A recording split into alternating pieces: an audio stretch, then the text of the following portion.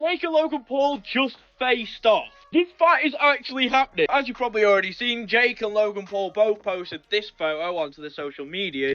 You know, it's tremendous promotion. It's tremendous promotion for something. Then he shouldn't do it. If he's gonna sign up, I don't have to be the one to lose. And bro, it's like it's me and Mike hug after. Yes, you heard correctly. The internet is buzzing with excitement over the official confirmation of the Jake Paul versus Logan Paul fight, set for March 2025. Just when it seemed like they couldn't top the spectacle of Jake's controversial bout with Tyson, they've managed to outdo themselves with this family feud turned money-making extravaganza. The drama is real, and the stakes are higher than ever in this latest chapter of the Paul brothers' wild ride. Who are you fighting next? Me? Yeah, I'll fight you. You would fight me? Why not? You're tiny. I feel like ruining my little brother's boxing so bad. After digging into the true motives behind this fight, I can't help but question whether ethics, shame, or even basic human dignity still have a place in this world. And here's the kicker. It's not even a Netflix drama this time. The circus has moved to Max, where it's going live on March the 27th. The spectacle continues, but now it's being broadcasted on an entirely new platform for the masses to consume. 27th on Max. It's Jake Paul versus Logan Paul. Before we dive into the absurd details, let's set the record straight. Logan Paul signed a partnership with Max long before Jake's questionable alleged fight with Mike Tyson. So yeah, this whole thing is essentially a PR masterclass, strategically crafted to make Max's first major live streaming event a massive success. The goal: drive huge traffic and give the platform the promotion it desperately needs. That's why I'd call this whole event a classic Paul brothers marketing circus. It's got their signature flair. I think we can all decipher that it isn't a fight. The fact that it's on a Thursday, the fact that all it says is HBO Max. There's no information on where it would take place. Like you're just going to drop a poster and that's how we're going to announce that a boxing match is happening. Connor hit the nail on the head. They didn't even bother with real details. Just a flashy poster of them facing off like it's some WWE promo. Logan's probably trying to look all serious, while Jake casually flexes diamond-studded brass knuckles. I think we can all decipher that it isn't a fight. Now, let's ask the real question. Is this actually a legit fight? Or are they just serving up another perfectly scripted social media soap opera? The announcement couldn't be more vague. No confirmation on the rules, no official venue, and no details on what kind of fight it even is. Boxing, MMA, WWE, bare-knuckle street brawl in the backyard. Nobody knows, and honestly, that's exactly how they want it. The confusion creates hype, and the hype brings in the cash. Who are you fighting next? Everybody. Me? Yeah, I'll fight you. You would fight me? Why not? You're fucking tiny. I'm taller than you. You're still tiny. ESPN sources are already throwing shade. There's a real possibility this won't even be a legitimate fight. Instead, it could be a half-baked reality series meant to keep fans on edge, waiting for some grand reveal that never actually comes. Let's be honest, the Paul brothers don't sell fights, they sell drama. They know people eat up controversy, and what's messier than two millionaire brothers pretending to throw punches for clout? Ruining my little brother's boxing career would be so bad. And me. And let's not ignore the elephant in the room. Jake Paul's recent fight with Mike Tyson. Yeah, that Netflix event broke records. But was it even real? A lot of people believe it was a perfectly scripted performance, designed to make Jake look like an unstoppable force. And now they're recycling the same exact formula. Swap Tyson for Logan, swap Netflix for Max, rinse and repeat. But here's the real question, why now? If these two were ever serious about fighting, why didn't they do it years ago, when they were supposedly beefing for real, like they're claiming this time? The way on the Misfits card, KSI's event promoted the fuck out of your fight against Nate Diaz. DAZN was not allowed to promote the Prime card? That's ridiculous. Whose ass was that? It was Nikisa's dude.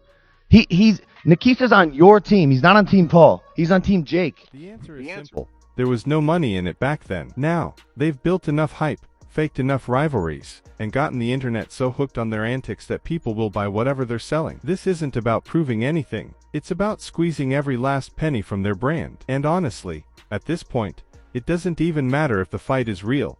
They've already won. They know the internet will consume this content, whether people believe it or not. Hate watchers, superfans, skeptics, it's all the same, because in the end, the Paul brothers have perfected the art of turning online noise into dollar signs, and somehow, we keep falling for it.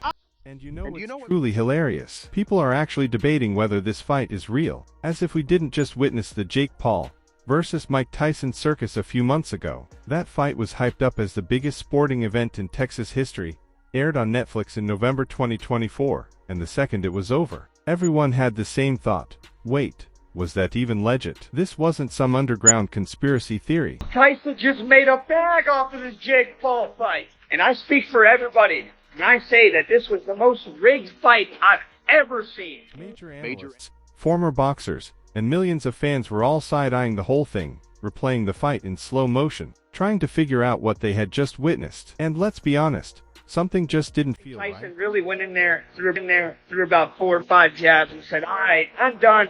I just got the bag and I don't even care what happened. We're talking about Mike Tyson, a 58-year-old man who hadn't fought professionally in 2 decades, stepping into the ring against a prime 28-year-old Jake Paul, and somehow people were expected to believe this was a fair fight. Tyson, the same guy who used to crush opponents before the audience even settled into their seats, was suddenly struggling to land a clean shot. Then, just as Jake needed his big moment, Tyson conveniently ran out of gas. If that doesn't scream Hollywood script, I don't know what does. Sure, the numbers were massive.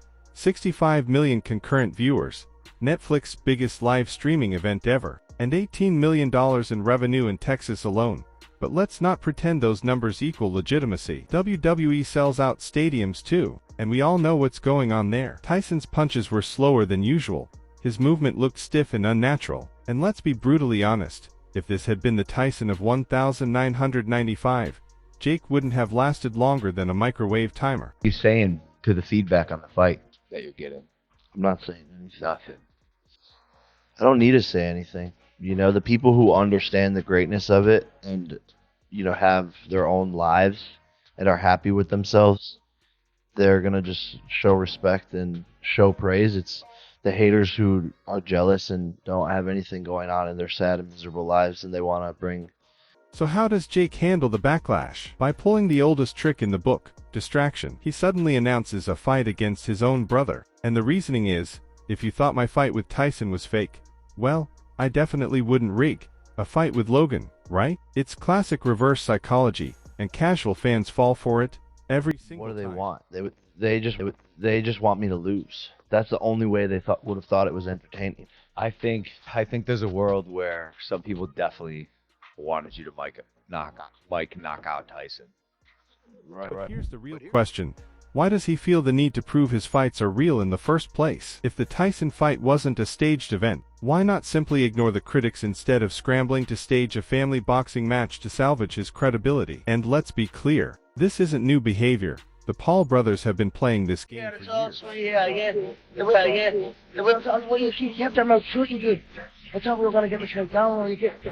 in 2022, Logan made a huge spectacle about wanting to fight Conor McGregor. He knew McGregor wouldn't take him seriously, but that wasn't the point. The goal was to generate headlines and fuel engagement, just like with Jake and Andrew Tate. Months of social media drama, dramatic call-outs, endless back-and-forths, and then, nothing. Did you think the best course of action was for... You were giving all this stain and this stain and that, yeah. You control over the WWE as well, but don't give all this, make it different. I didn't hear the last 5 seconds. I didn't hear the... Bring it home for me. It's 8 a.m. How? It's the real deal, yeah. It's in front of you, you know that. And that's the formula. Create fake controversy, let the internet blow up, then quietly move on once the hype fades. The McGregor and Tate fights were never meant to happen.